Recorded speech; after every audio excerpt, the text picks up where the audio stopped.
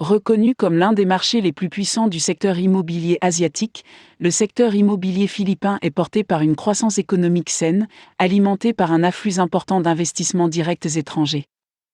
La confiance des investisseurs dans le secteur immobilier philippin peut être directement attribuée aux réformes initiées et mises en œuvre par le gouvernement du pays.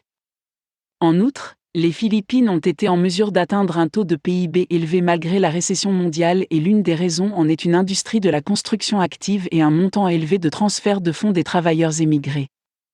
En outre, les bonnes notations de crédit et la stabilité politique ont également contribué à créer un environnement économique viable. Par conséquent, la confiance des investisseurs et des acheteurs est à son apogée et la demande de bureaux dans les principaux quartiers d'affaires de Metro Manila, la région de la capitale nationale, est en hausse, tout comme la demande d'espaces résidentiels et de condominiums.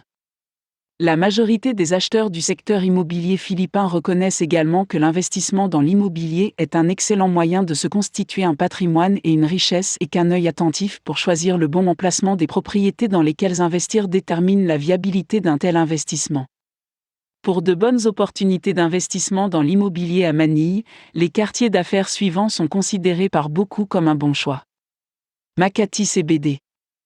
Le Makati Central Business District est le centre financier des Philippines et accueille plusieurs sociétés multinationales.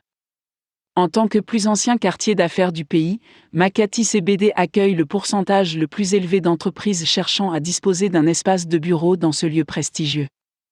En raison de la forte densité de sociétés cherchant à louer des espaces de bureaux dans cette zone, le rendement des espaces de bureaux haut de gamme varie entre 7,5% et 11%, respectivement. Ortiga CBD. Le quartier central des affaires d'Ortiga est connu pour avoir le taux d'inoccupation le plus bas pour les espaces de bureaux haut de gamme, qui est de 3,6%.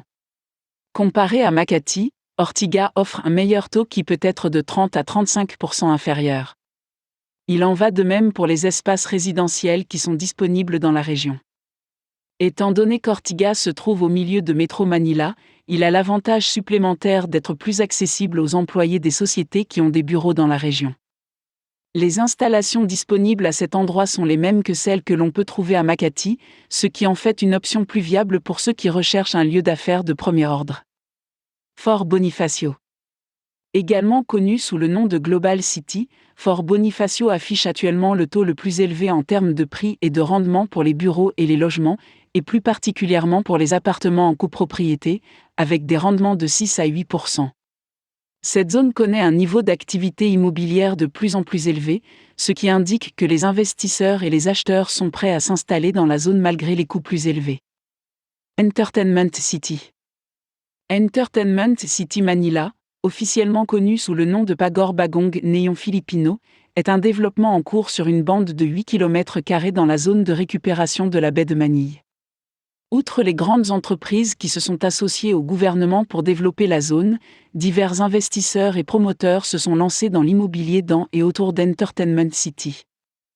Outre le fait qu'elle réponde à la demande locale d'espaces résidentiels, les activités immobilières actuelles dans la zone visent également à anticiper le boom touristique prévu après l'achèvement de l'Entertainment City. Alaban CBD.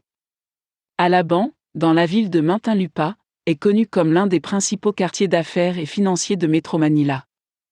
Le développement de la zone en tant que centre d'affaires remonte aux années 1970, lorsqu'un promoteur immobilier et un conglomérat d'entreprises renommées aux Philippines ont commencé à développer une vaste section de la localité pour en faire un centre résidentiel de premier ordre, en développant en même temps un parc d'affaires, ce qui a constitué une excellente incitation pour les hommes d'affaires à s'installer et à faire des affaires dans la zone.